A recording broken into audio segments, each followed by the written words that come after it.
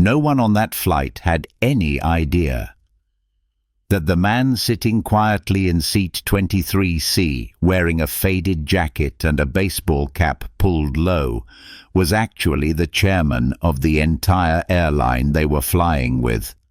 Not a single flight attendant recognized the eyes that once graced the cover of Forbes. Not a single passenger had the slightest suspicion that the man subtly adjusting his armrest had once drawn the very seating layout they were using.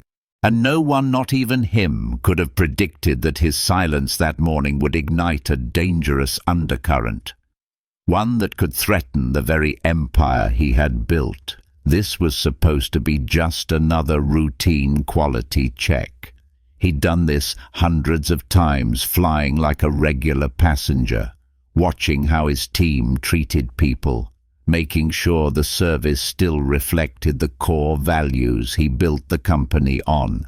From a small regional brand, he had transformed the airline into a national name guided by one simple belief: there are no low-class passengers, only passengers poorly served.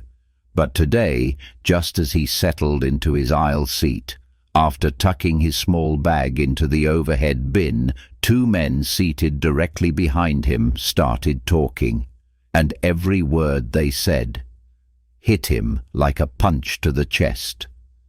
Relax. No one checks these seats back here. Nobody cares about the rear rows, just a bunch of nobodies anyway.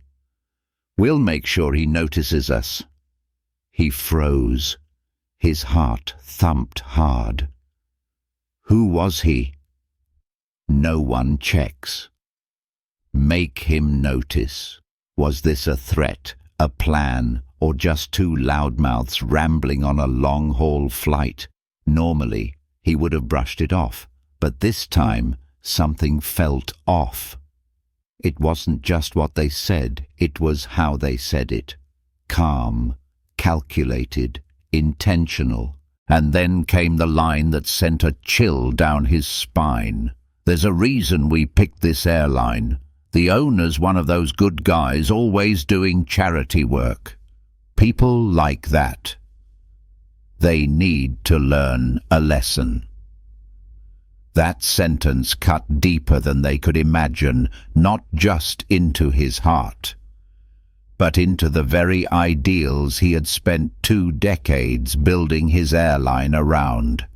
No one on that plane knew that the very man they were planning to send a message to was sitting right in front of them. But he knew. But this time, he wasn't just checking on customer service. He was protecting everything he had built. As the plane touched down on the runway beneath a soft golden sunset, the chairman couldn't shake the conversation he had overheard. The flight was over, but his instincts weren't ready to rest. The familiar clicks of seatbelts being unbuckled echoed through the cabin. Passengers stood up, inching forward in the narrow aisle, but he remained still, eyes fixed on the 2 men behind him. He bent down, pretending to retie his shoelace, just to buy himself a little more time to observe. The older man, wearing a worn leather jacket and sporting a shaved head, clutched a thick folder under his arm. The younger one gripped a small backpack tightly, his darting eyes scanning nervously, like he feared being recognized. "Keep your hood low. Don't let anyone see your face," the older man whispered, his voice firm, commanding. The chairman disembarked as well, his step steady, his eyes alert, though discreet. As the 2 men entered the terminal, he followed, keeping just enough distance to blend in.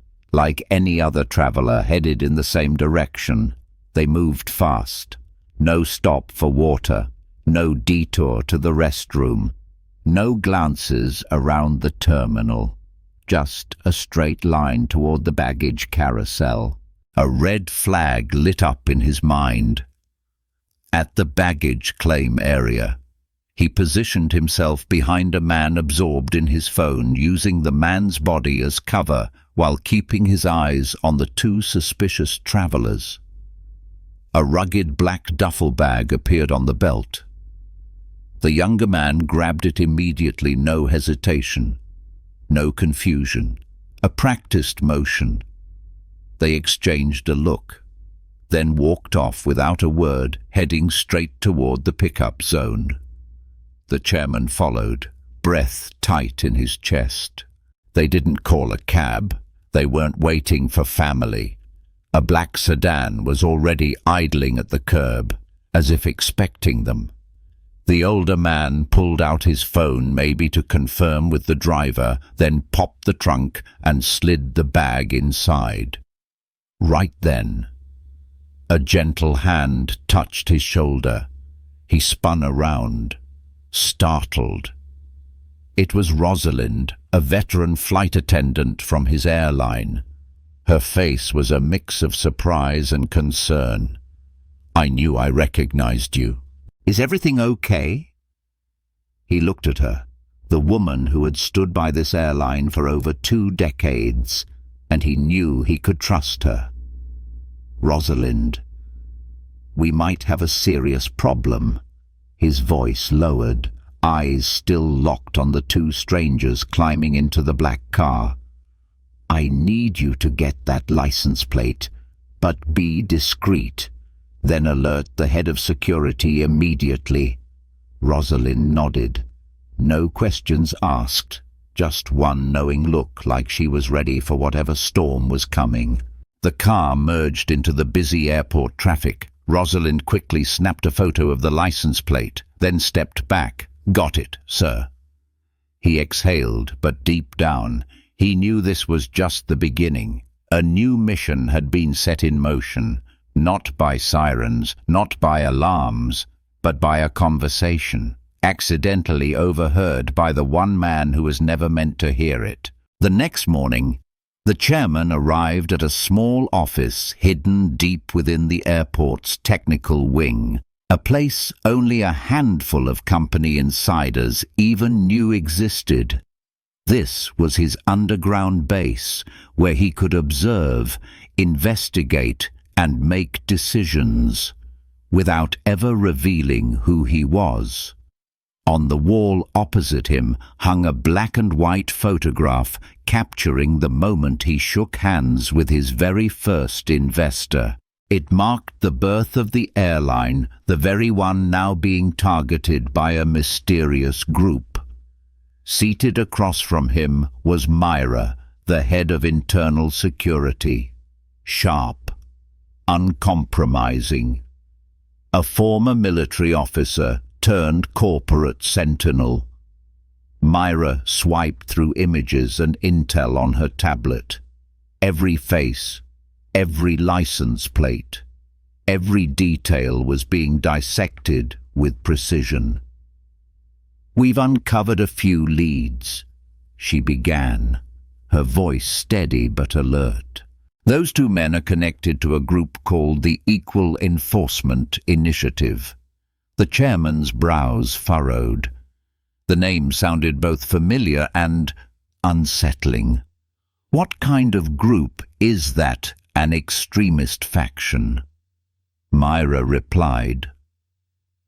"They organize protests targeting major corporations, claiming businesses exploit minority communities. Some of their actions are legal, but recently there have been signs they've crossed the line."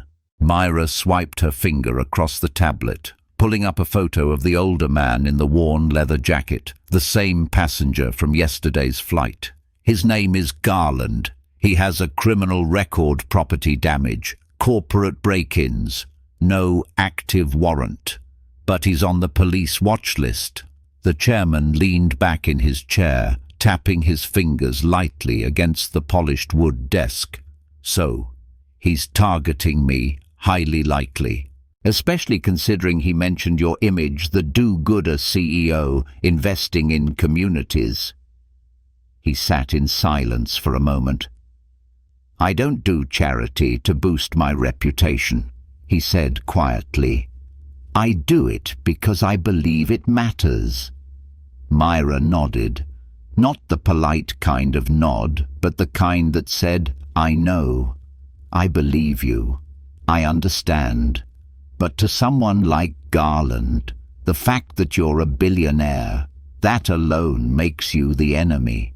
The chairman exhaled deeply, eyes drifting toward the foggy window. Outside, planes lined up for takeoff, one after another. Each one a reminder thousands of lives place their trust in him every single day. We need to know exactly what they're planning before this gets out of control. Myra's answer came without hesitation. I've got people on them, Myra said. The car from yesterday was a rental booked with fake documents paid in cash, very professional. But I won't let them disappear. She closed the tablet, locking eyes with him. We're not just protecting a company, we're protecting the credibility of truth. He nodded slowly. This battle wasn't about first-class seats or high-level boardrooms. It had begun in economy class, with a quiet conversation. And now it was heading toward a confrontation that could reshape how the world perceives kindness and suspicion. And 2 days later, while the chairman was in a meeting with the strategy team finalizing plans for the airline's new international route, Myra walked in, her face tight, as if carrying news that could break a storm. They've surfaced, she said bluntly. The group just leased a small building in the industrial district east side of the city. What are they doing there? He asked quickly, a surge of dread rising in his chest. They're calling it a community outreach center, Myra replied. But according to intel we've planted in the area, they're distributing flyers, spreading leaflets, and plastering posters all aimed at attacking the airline. She placed a stack of documents in front of him. Bold headline across the top. The truth about a hypocritical airline, who really profits. Page after page accusations, most distorted, some pulled from decade-old data. They quoted anonymous employee complaints, recycled stories of alleged discrimination, none backed by solid evidence. One section even claimed the airline deliberately avoided hiring from neighborhoods with large black populations. He read each line like taking blow after blow to the back. They're twisting the truth like it's a weapon, he murmured under his breath. Nothing illegal yet, Myra added, but it's spreading. Some local radio stations have already received copies. There's talk they're planning a large-scale protest. He leaned back in his chair, fingers interlocked, eyes staring up at the ceiling of the conference room. The lights were bright, but his mind had dimmed, clouded by anger and disappointment. He had once walked through the poorest neighborhoods, handing out scholarships in person. He had shaken hands with hundreds of minority students, young men and women whose lives were transformed because of the airline's outreach programs. And now, all of that was being buried under posters laced with anger and suspicion. I'm not afraid of being criticized, he said slowly. But I can't stay silent if these lies start hurting real people, real employees who give everything they have to this company every single day. Myra nodded, her eyes firm and unwavering. Then it's time you speak up, not just to the public, but to those standing across the street, questioning who you really are. He gave a slow nod. The media war had begun, and he knew if he stayed silent, the truth would be drowned out by louder, angrier voices. After reading through every line of the propaganda being spread by the extremist group, he understood one thing: responding the usual way with press releases or lawyers would only make things worse. What he needed was a conversation, not through social media, not from behind a polished podium, but face to face with real people, real pain, and a willingness to show he wasn't hiding. He thought of one man, Pastor Elijah Turner, a respected community leader who had helped mediate some of the city's most tense protests. Someone unafraid to call out injustice, but wise enough to recognize sincere efforts to change. The chairman picked up the phone and called Elijah. His voice was low, humble. "I need help, not to protect my image, but to open a door for dialogue before it slams shut forever." 3 days later, he arrived at Elijah's small church in East End, a forgotten neighborhood where cracked roads and rusted signs told a long story of neglect. Elijah greeted him with a firm handshake and a smile that wasn't easy, but honest. "I've heard what's going on. That group isn't just angry. They have ideals. They just don't have direction. They say I'm a fake philanthropist, that I use charity to cover injustice." Elijah looked him in the eye. "And are you?" The chairman held his gaze, unflinching. "Honest. No," he said. "But if there's anything in the system I built that makes people feel excluded, then I need to see it, and I need to fix it." Elijah nodded this time, with a bit of relief in his eyes. "I might be able to help you set up a community forum. Public. Transparent. But I'll warn you, some people will only show up to yell in your face. They won't want to listen. I can take that," the chairman replied, "as long as one of them walks away ready to listen again."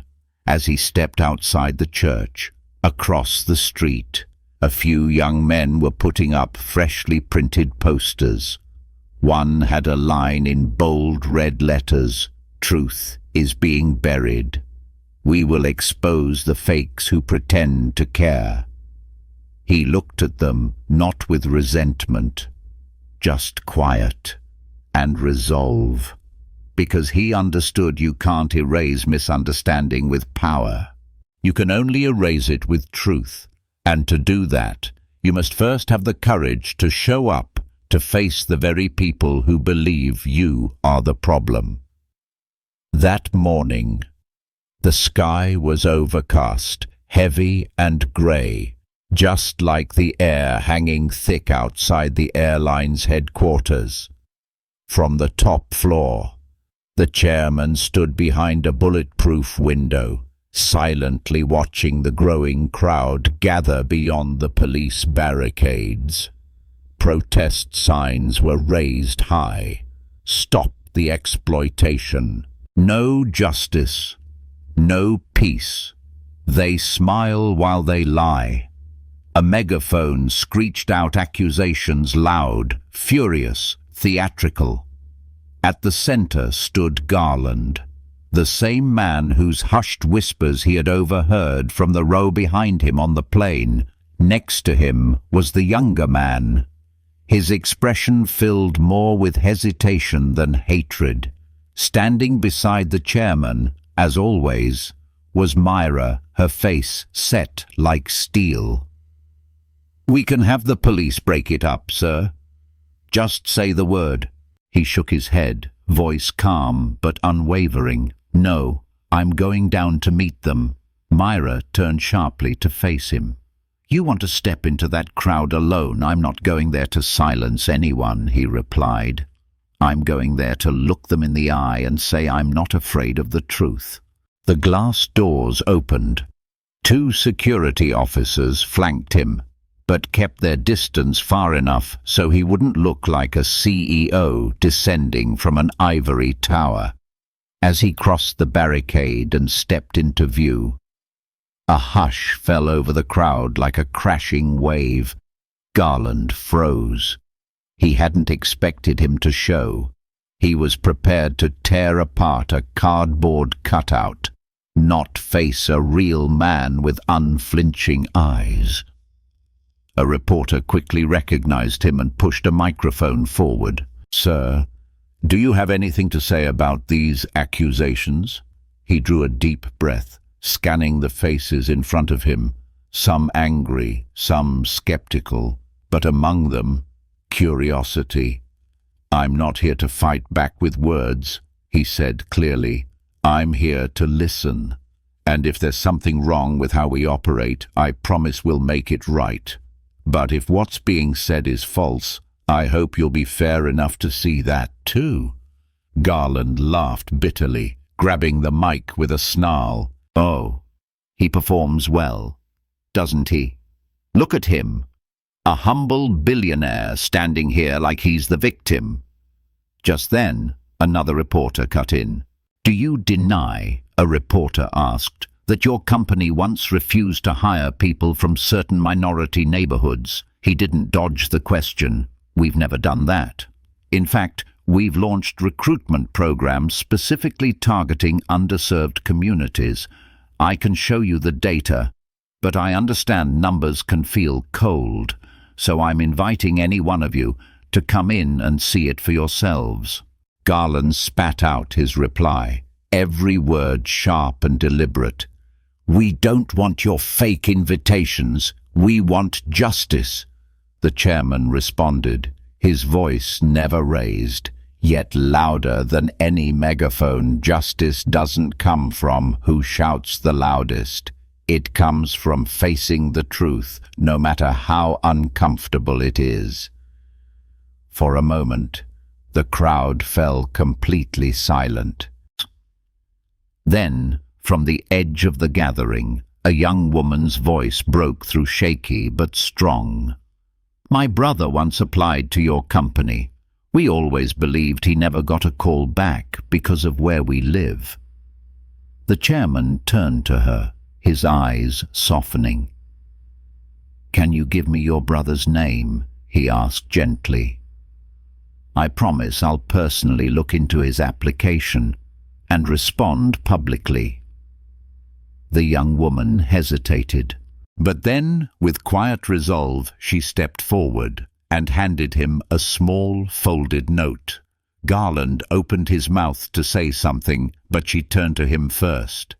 "If someone's willing to listen, then the least we can do is give them a chance." Once again, silence swept across the crowd. But this time, it wasn't fear, it was hesitation. And in that hesitation, a door cracked open. The moment she handed him that slip of paper, the atmosphere shifted. The protest no longer felt like a single wall of anger. Some stood quietly. Others leaned in and whispered to one another. Garland stared at the girl, as if she were the greatest betrayal of all. "You don't understand," he snapped. "It's a trick.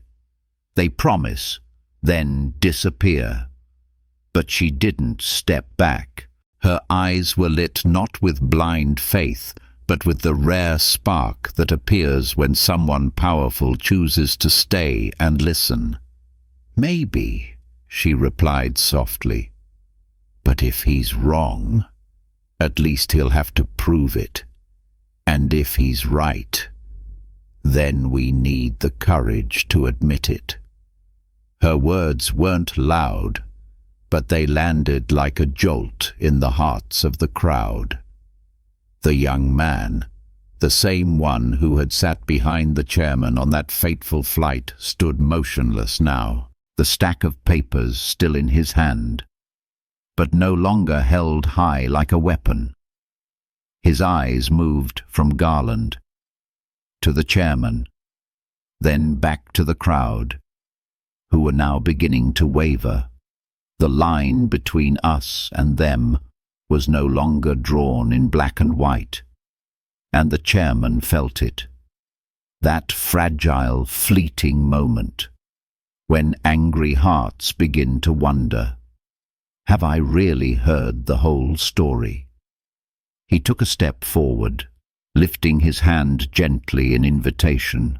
We can set up a private forum with community leaders, with the press, with real data and real testimonies.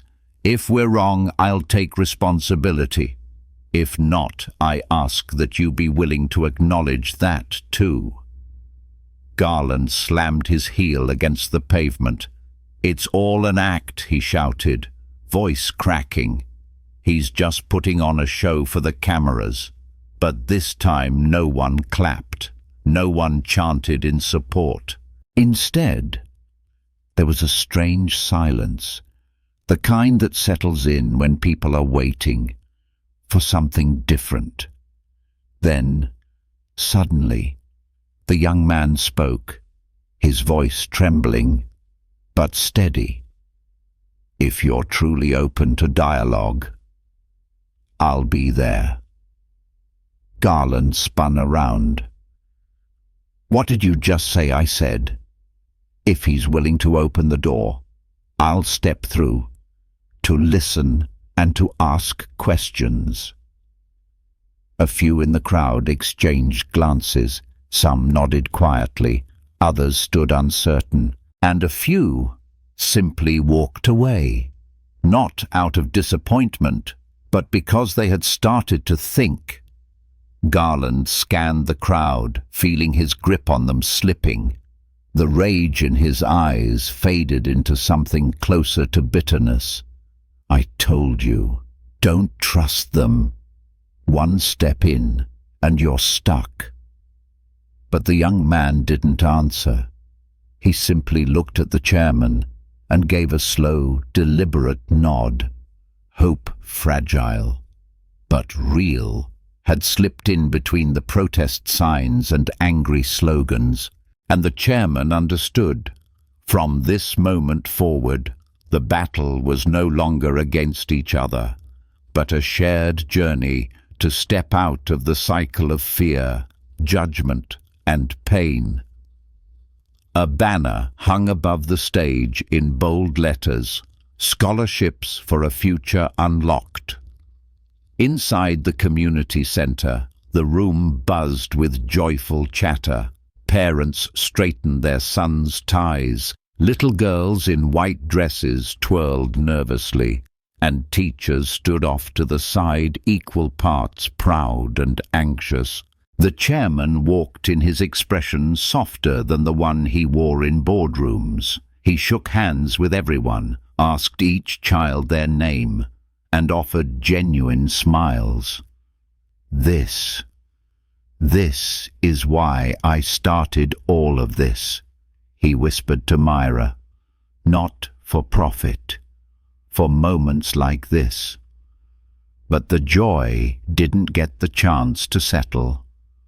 The back doors swung open. A group entered, not shouting, not waving signs, but carrying with them a different kind of weight. Garland led them. His gaze was the same cold, judgmental. Behind him was the young man, but this time there was no anger in his eyes, only hesitation. Myra instinctively pressed her earpiece, signaling security, but the chairman raised a hand, calm and firm, to stop her. "There's no need," the chairman said quietly. "Let them in." The scholarship ceremony continued, but the room now held two currents of emotion, pride and a rising, uneasy skepticism trying to stay quiet. The chairman stepped up to the stage and began his speech. Today, we're not just handing out scholarships. We're giving something far more powerful. Belief that where you come from doesn't define where you're going, and that every child in this room holds value. Suddenly, Garland stepped into the center aisle, raising a stack of papers, and while he says all these pretty words, his company continues to reject applicants from communities like ours. Don't be fooled. The room fell still. Some adults stood up. A few children glanced nervously at their parents. The chairman didn't flinch. He looked at Garland, no anger, no defense, and responded in a calm, steady voice. If you have evidence, I invite you to present it right here, in front of everyone. Garland stormed forward and tossed the papers onto the podium, voice sharp. Here staffing data showing minority neighborhoods face triple the rejection rate. The chairman picked up the stack, flipped through quickly, then held up one page for the room to see. This data is from 6 years ago, the chairman said, holding the paper steady, before we overhauled our entire hiring process. Since then, the number of employees from minority communities has increased by 42%. He turned to face the room. I'm not claiming we're perfect, but we're changing day by day, person by person. A little girl stood up, her voice trembling but clear. I live in one of those neighborhoods. I'm one of this year's scholarship recipients. If this airline didn't believe in kids like me, I wouldn't be standing here today. The entire room fell into silence.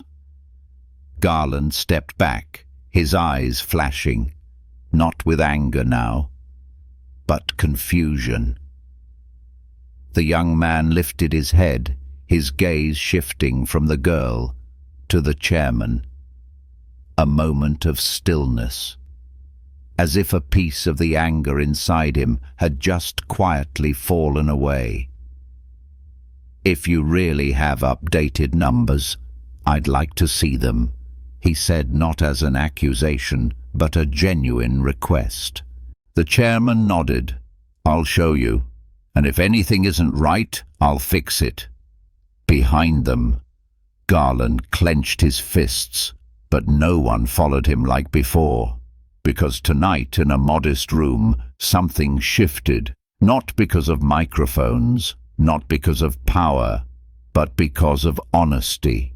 1 week after the community center event, in a modest hall at City Hall, a single microphone stood at the center of a small stage. There were no flashing lights, no media frenzy, just a few rows of folding chairs, some printed charts pinned to portable boards, and a handwritten sign across a whiteboard behind the stage, dialogue on opportunity, not just promises. The chairman arrived early, accompanied by a few members of the HR team and a data specialist. Myra was there too. But this time, not in her usual black crisis management attire. She wore a soft-colored blouse, as if to say this isn't about control, it's about conversation. Presiding over the session was Pastor Elijah, the man who started it all. He stood calmly at the center, steady and gentle, like the spine of a bridge just built between two cold, distant shores. People began to trickle in, some still in their work uniforms, some with children quietly seated beside them. A few faces had been seen at the protest. Others came out of curiosity. And then Garland arrived. Garland sat in the back row, arms crossed, eyes sharp. But no one asked him to leave. This forum was for everyone.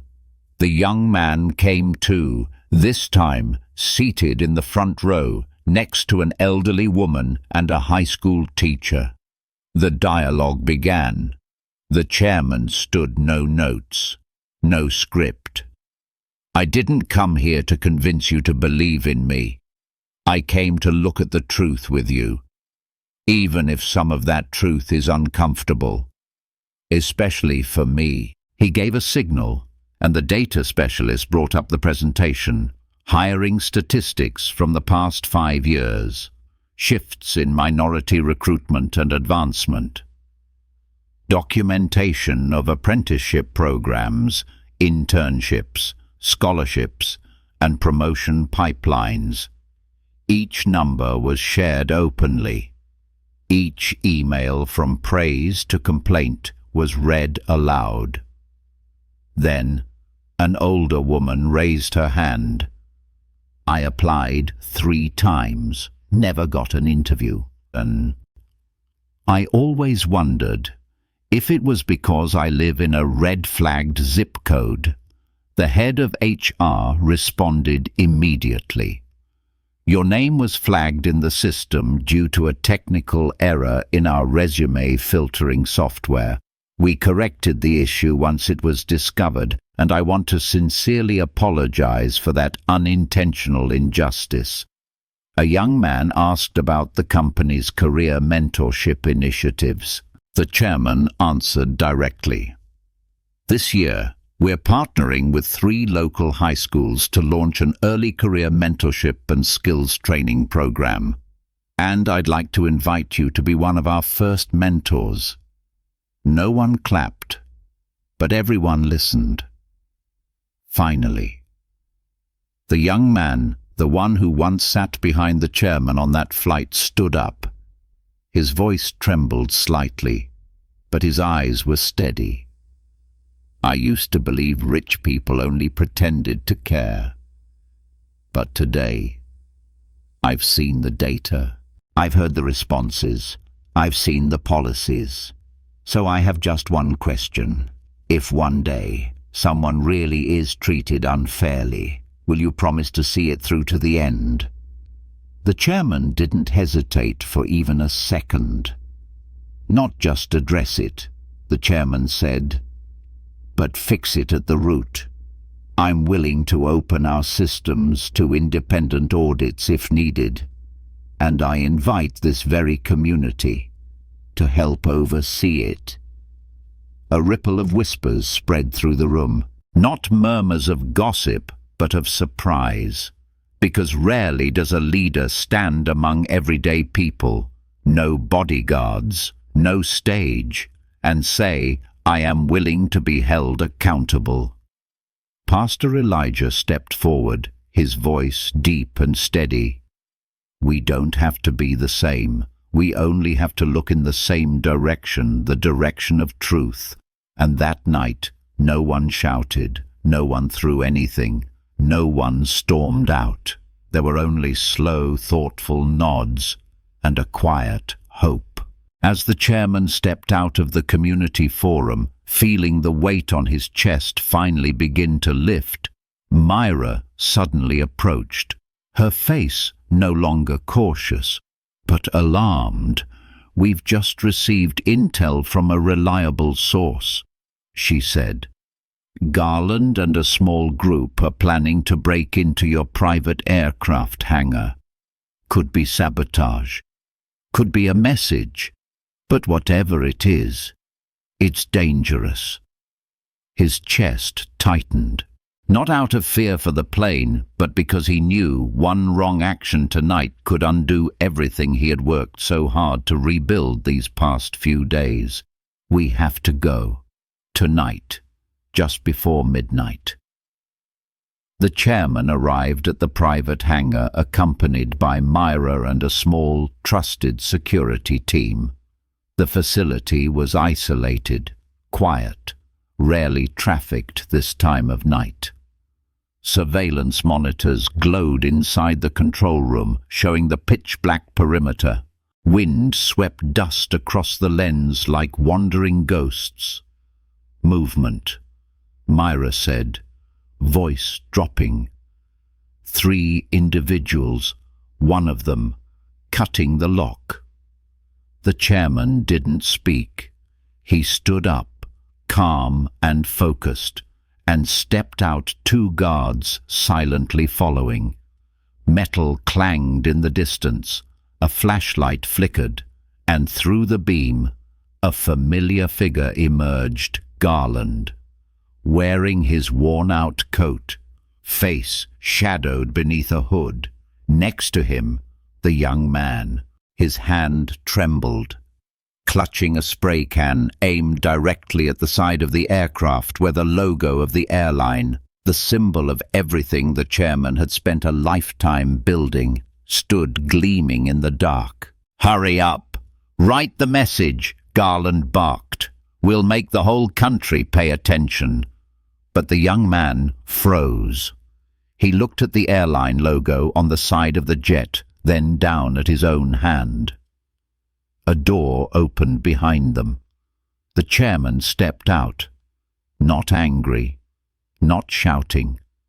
Just one sentence, quiet and steady, like wind brushing across the tarmac. "Don't do this. You can choose a different path right now." Garland spun around, snarling, "Shut up. All you do is talk." The young man looked at them both, caught between a man who had raised him on rage and the one he had once distrusted, but who, somehow, had become the only person who truly listened. I didn't think it would go this far," he whispered.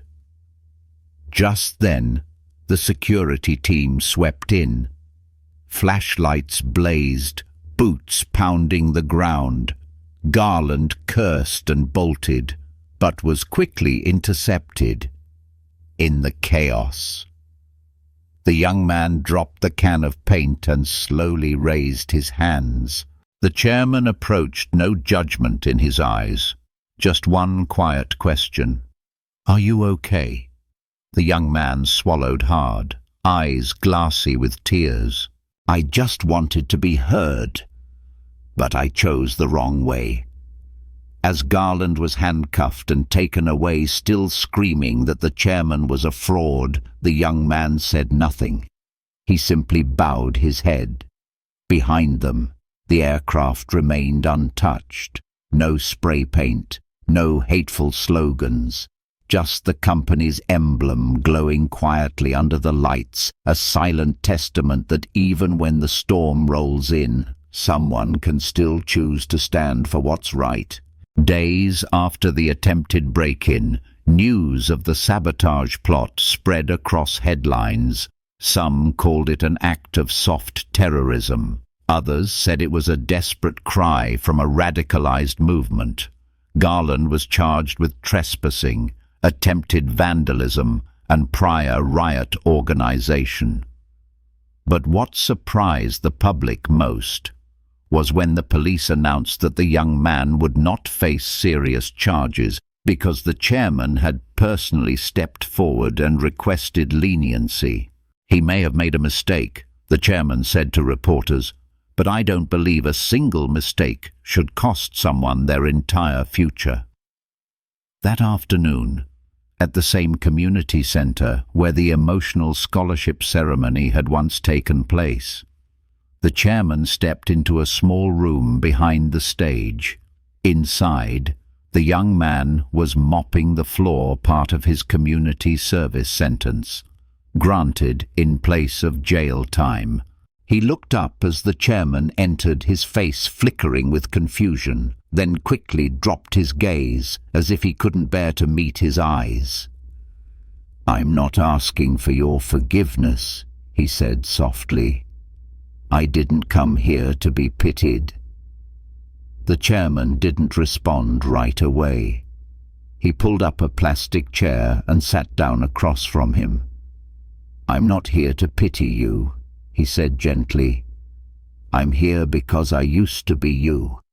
The young man looked up, surprised. "I was rebellious too. I used to believe the world was divided into 2 kinds of people, the oppressors and the oppressed. Until I realized if we keep living inside that divide, no one ever really changes anything. The young man gripped the mop handle tightly, then slowly let it fall to the floor. His voice cracked as he spoke. "I don't hate you," the young man said, voice low. "I hate feeling powerless. I watched kids better than me get interviews, and I never even got a reply. I thought, maybe it's because I come from a place no one wants to see. Maybe it was like that." The chairman admitted no deflection, no excuses. "And if our hiring system failed to see you, then that's my failure. But I don't want to keep overlooking people like you ever again." He reached into his pocket and pulled out a business card on the back, a handwritten note. "This is the address to our HR office. I'm not promising you a job, but I am promising you a fair shot. No name, no zip code, no bias." The young man looked down at the card, then up at the chairman. His voice broke. "Why would you give me this chance, after everything I've done?" The chairman stood, placing a hand gently on his shoulder.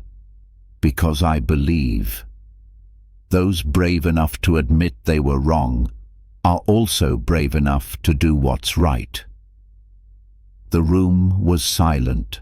No cameras, no reporters. Just a quiet moment, a simple exchange of trust. From the forgiveness of someone once betrayed to the redemption of someone who once rebelled. And in that moment, something quietly shifted. No one said it aloud, but both of them knew a new chapter had just begun. Not with an apology, but with a promise. "This time, I'll do it right." That fall, the city's airport saw more flights than ever before. Not just because the chairman's airline launched 3 new routes, but because people from all over came to attend a historic event unlike anything the company had ever done. The name was simple: Meet, Listen, Build Together. There was no grand opening, no gold-plated signs. Just a series of round tables where long-time employees sat beside job applicants from overlooked neighborhoods, where HR executives faced community advocates as equals, and where the chairman, wearing a plain white shirt, no tie, stood and opened with these words: "We don't have to be the biggest airline. We just need to be the most trusted one." Since that night, many changes have taken root, not because of pressure, but because of awareness, if you'd like. Here's a closing narrator message you can use to end your YouTube video with impact: something short, reflective, and emotionally resonant. Narrator voiceover change doesn't begin with power. It begins with courage. Courage to listen, courage to admit when we're wrong, and most of all, courage to begin again, because sometimes the strongest leaders are the ones who kneel to hear the quietest voices. Today, job application forms no longer ask for an applicant's neighborhood. Hiring panels are trained to eliminate unconscious bias. Mentorship programs have expanded to high schools that once upon a time were written off as places where students don't get to fly. And at one of those very schools, during a newly launched career skills workshop, the chairman spotted someone familiar, not holding a spray can, but standing in front of a group of young students, teaching them how to write resumes and walk into interviews with confidence. "This is Jack," the facilitator said, "a former participant of our community reintegration program, now a recruitment and training mentor for the East Side region." At the back of the room, the chairman stood quietly, smiling. No one knew who he was, but Jack did. In the middle of his talk, Jack paused for just a moment, his eyes finding the man who once reached out a hand during a storm. And in that brief look, nothing needed to be said, because the message was already there. I haven't forgotten. And now, I'm planting seeds of my own. After that day, the chairman returned to the company's headquarters. He walked into a small office tucked behind the technical wing, a quiet space that had always been his retreat, a place to observe the world from behind the curtain. On the desk sat a newly framed photo. In the picture, he and Jack, standing in front of an aircraft. Behind them, a handwritten banner hung by students read, "Thank you for not giving up on belief." He placed the frame on the bookshelf right next to an old photograph from years ago, where he stood shaking hands with his very first investor. 2 photos, 2 journeys. But the same guiding principle, to build the future not just with capital, but with people. I used to believe that what made a company great was strategy, profit, market position. But after that flight sitting in seat 23C, overhearing 2 strangers talk about sending a message, I realized something far more important. A company doesn't survive because of its quarterly reports. It survives because people still believe in what it stands for. If you'd like, here's a final narrator voiceover to close the video with resonance and inspiration. Narrator voiceover belief doesn't live in spreadsheets. It lives in second chances, in hard conversations, and in those who show up long after the crowd has gone quiet. This story didn't end with applause. It ended with a promise to lead, not with ego, but with empathy. And sometimes that begins in seat 23C, and trust once broken can't be bought back with money. It can only be rebuilt through action. There were moments I felt powerless, when flyers accused me of charity as deception, when some saw nothing but the number in my bank account and refused to see where I came from. I wasn't born wealthy. I once slept in a car. I was rejected from interviews because of the address on my resume, and I used to believe the world would never be fair. Until someone believed in me. Not because I was perfect, but because I was honest enough to admit I had things to fix. And that's why, when I met Jack, a young man who nearly defaced one of my planes, I didn't see a troublemaker. I saw myself in a different version, hurt, angry, and desperate to be heard. Today, I don't share this story for applause. I share it because I know there are many out there like Jack, like me, like you, people who've thought, maybe I'm just not good enough, or worse, maybe I'll never get a chance. I can't change an entire system with one speech, but I can start by listening to the things that are hard to hear, by owning the times I got it wrong, and by offering the opportunity I once wished someone had given me. If you'd like, here's a suggested final narrator voiceover to close the video with emotional resonance and a gentle call to action. Narrator voiceover. We all have moments where we wonder if we'll ever be seen for who we really are, but sometimes the right person hears us, and sometimes we become that person for someone else. So here's to listening, to changing, to trying again, and to believing that even seat 23C can change the course of a company. Narrator voiceover. If you're in a room where no one hears you, walk out. If you're carrying anger over injustice, ask it. Can it become something that builds rather than breaks? And if you have power, whether it's the power to listen or the power to decide who gets a chance, use it carefully, because sometimes one person's belief held with patience is enough to change an entire life. I haven't forgotten that flight, because it didn't just change the way I ran an airline, it changed the way I exist in the world. Maybe all of us at some point have sat in the back row, judged by how we look, dismissed because of where we come from, heard only halfway or not at all. And yet, strangely, it's in those back rows, in the smallest conversations, the most overlooked questions, that storms are born. Storms strong enough to make a man question the company he built, strong enough to pull a young person from the margins and place him center stage, strong enough to make a system pause and finally listen. This story has no perfect heroes, no neat ending. Because healing, whether personal or collective, is always an unfinished journey.